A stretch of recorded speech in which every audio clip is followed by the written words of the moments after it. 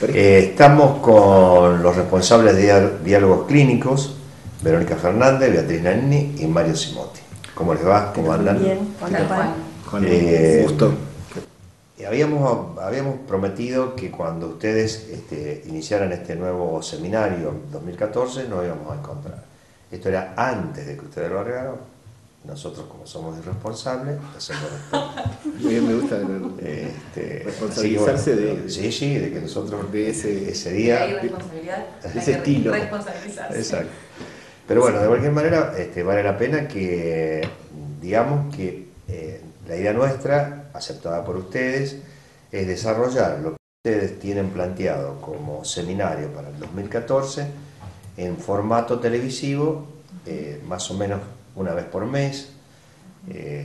Nosotros vamos a escucharlos a ustedes y los televidentes también.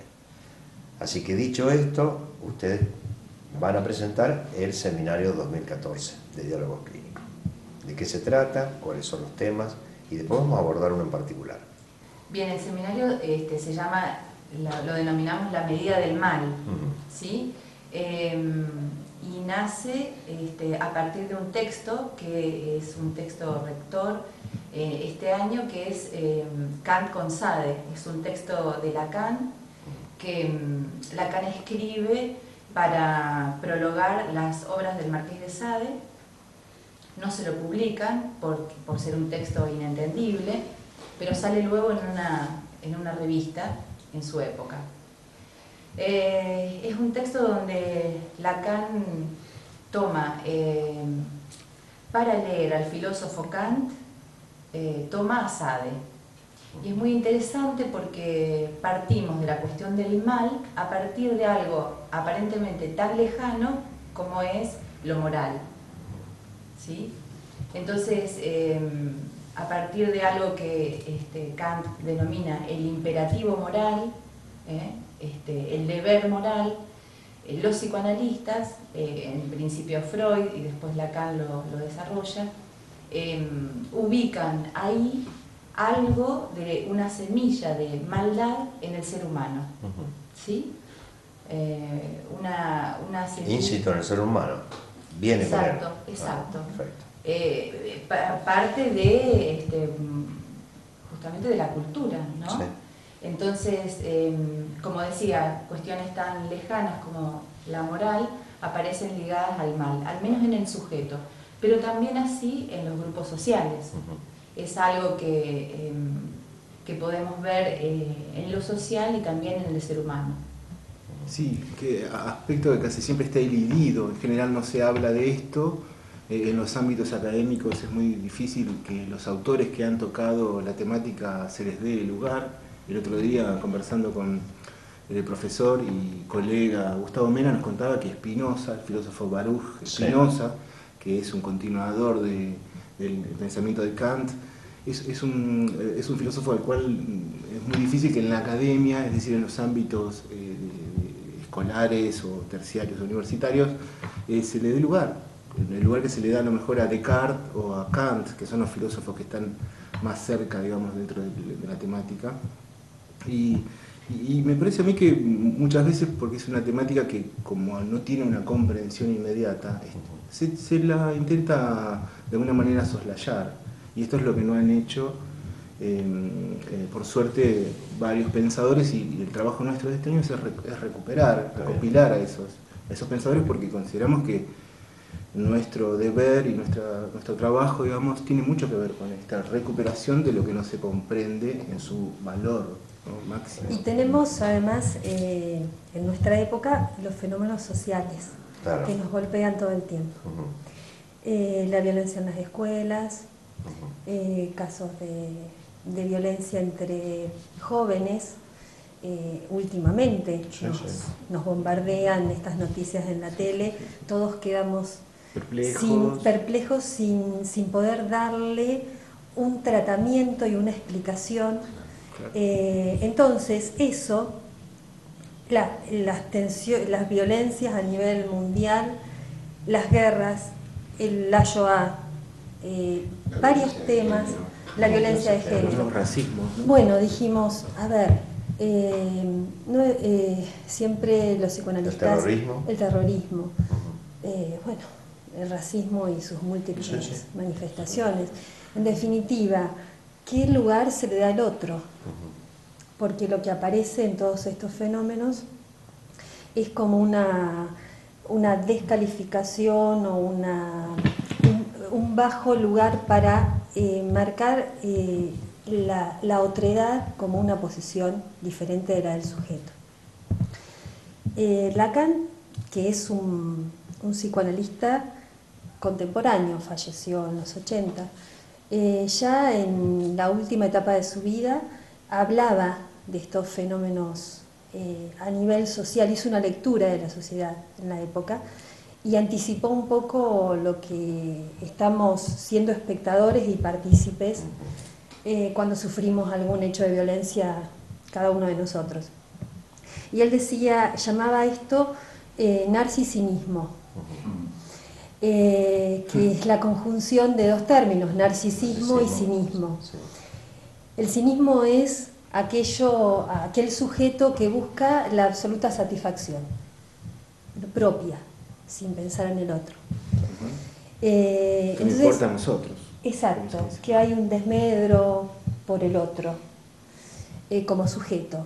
Entonces lo que anticipa un poco con ese concepto es cómo la sociedad va hacia un lugar que es la búsqueda de la satisfacción absoluta, de la felicidad, de procurarse los objetos para encontrar esta felicidad, pero eso deja de lado al semejante.